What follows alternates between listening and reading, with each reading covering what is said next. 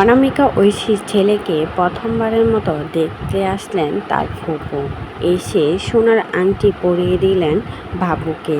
মাশাআল্লাহ, বাবুটা কিন্তু পুরোপুরি অনামিকা ঐশীর মতো হয়েছে, অনেক বেশি কিউট। সবাই তো বলছে পুরোপুরি মায়ের মতো হয়েছে।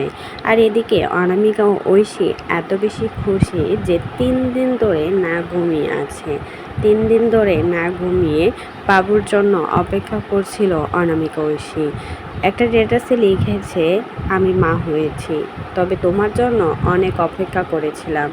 দীর্ঘ 3 দিন আমি একটানা ঘুমাই নাই, তারপরও নিজের কাছে ক্লান্ত মনে হয় না, কারণ তোমাকে আমি পেয়েছি। তোমার জন্য আমি সব করতে পারি। যে মেয়েটাকে বলেছিল কেউ সংসার করতে পারবে না, আজকে সেই মেয়েটা কতটা সাংসারিক হয়ে গেছে, সাথে বাচ্চার কত টেক কেয়ার করছে, যাতে করে বাচ্চার কোনো কষ্ট না হয়। এটাকে বলে মা আর ভালোবাসা। তাই তো অনামিকা ঐশী পিছনের সব কিছু ভুলে গিয়ে এখন নতুন করে জীবনটাকে সাজিয়ে নিয়েছে। তারপরেও অতীত কিন্তু অনামিকা ঐশীর পিছু ছাড়ছে না। অনামিকা যখনই কিন্তু পোস্ট করে তখনই কিন্তু পাবলিক তাকে অতীত নিয়ে কথা বলে, মামুনের সাথে কি করেছিল, আর তার প্রথম হাজব্যান্ড আলবির সাথে কি হয়েছিল, সব কিছু নিয়ে টান দেয় অনামিকা ঐশীকে।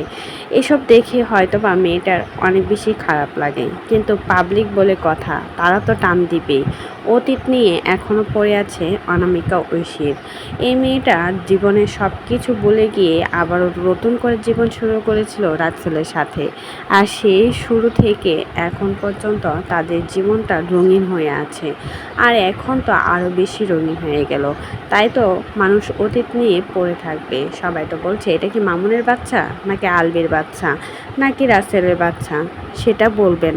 এসব বাজে বাজে মন্তব্য করছে অনামিকা ঐশীর এই বাচ্চাটাকে নিয়ে, ভাবা যায়।